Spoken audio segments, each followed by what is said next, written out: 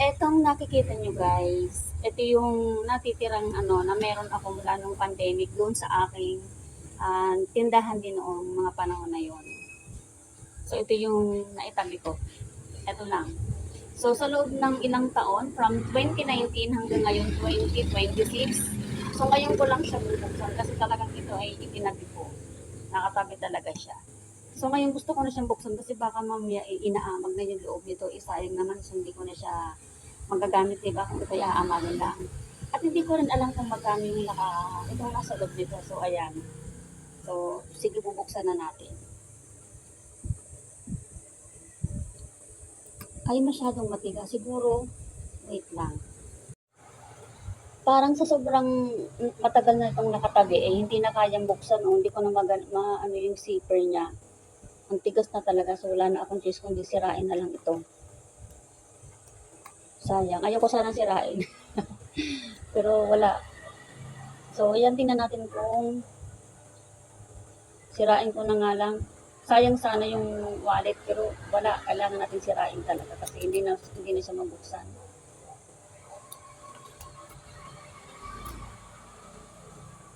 Kasi pag inamag yung pera ni guys, hindi ko na magagamit, hindi ko na maibibili. So, ayan. Basta ito, sinaksik ko lang na siniksik dito, tapos hindi ko naman siya binilang kung magkano. Ay, may amag na nga. Oh my God. Kung natagal-tagalan pa pala itong mga ilang taon pa, hindi ko na talagang siya magagamit. Ay, may amag na siya guys, oh. Oh, may amag na yung... Ay, meron pala. Ano ba itong, ano na ito? Ah, sinaunang 5 piso. So, inamag na nga talaga siya.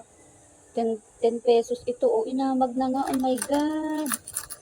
Buti na lang pala. Binuksan ko na talaga siya. Kasi sayang eh, oh. So, bibilangin ko guys kung ilang ano to, kung magkano. So, ito ay mostly pala ito 5 piso. May halo-halo pala siya 10 pesos at saka 5 pesos. So, ito guys ko talaga kinuha ko na ito kasi kailangan ko ang pera ngayon. At medyo talaga, hindi lang medyo as in talagang nagipit na naman ako sa budget. Kaya kailangan ko siyang kunin. Ayan oh. So, ito ay tagsa 10 piso. Yan, so ibubukod ko. Pag na-separate ko na, may piso pang kasama. So pag ito naibukod ko na, saka ko siya bibilangin. Sayang, muntik nang masayang ng tuluyan. Pwede pa naman to kasi hindi pa naman siya malala na ano. Hindi pa naman malala yung kanyang, yung amag. May amag na iyo. Amag at saka kalakalawang. Ayan, so isa-separate ko yung 10 pesos at saka ano. Okay, so magbilang na tayo. 10, 20, 30, 40, 50.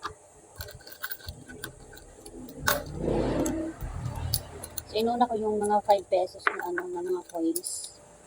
10, 20, 30, 40, 50.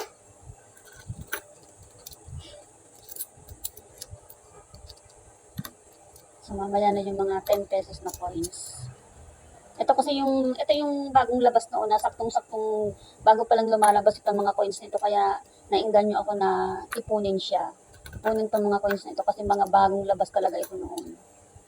10, 20, 30, 40, 50.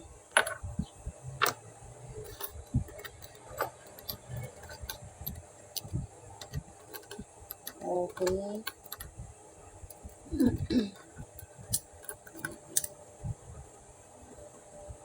10, 20, 30, 40, 50.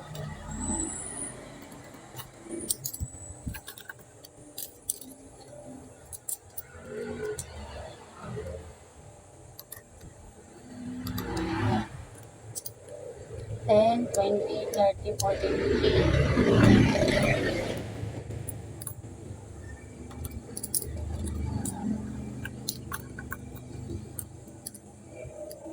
10, 20, 30, 40, 50.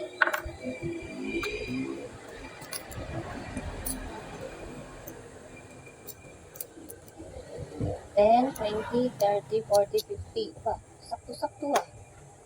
So, merong sobra na or 3 pesos, 4 pesos. Ito yung mga sinauna pa itong piso na ito, oh. Sinuseresal pa nga yata ito.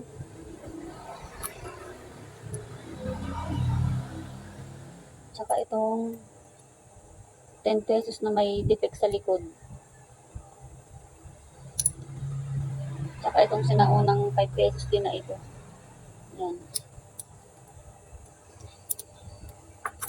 Okay. Tapos ito naman na 10 pesos naman, ito bibilangin ko kung magkano. 1, 2, 3, 4, 5, 6, 7, 8, 9, 10. 1, 2, 3, 4, 5, 6, 7, 8, 9, 10. Isama ko na ito. 1, 2, 3, 4, 5, 6, 7. So ito yung naipon ko, guys. So bilang total ko na kung magkano yan. So ito 10 pesos ay 100 pesos to. So 100, 200, 300, 400, 500, 600, 700, 50. Tapos ito ay 70. So total na natin. Ito ay 70. So 70 plus 50, 120. So pumapatak siya ng 1, 2, 3, 4, 5, 6, 7, 820 lahat. So kulang-kulang 1,000 din pala yung laman nitong maliit na ito na pouch. So nasa 800 din pala siya. Okay na, so ito din yung ano. So yan, gagamitin ko na siya ngayon, guys, kasi nga malapit na siyang ma-expire, kasi nga meron na siyang mga konting-konting ano, meron na siyang mga konting mga amag-amag na siya, oh. So may mga amag na talaga siya. Ayan. Kaya kailangan ko na siyang gamitin. So ito talaga yung sinasabi na kapag may sinuksok, may madudukot. Hindi mo siya kalakihan, at least umabot siya ng ilang years na iyan bago ko ano, from 2019, 2020, 21, 22, 23, 24, 25, 26.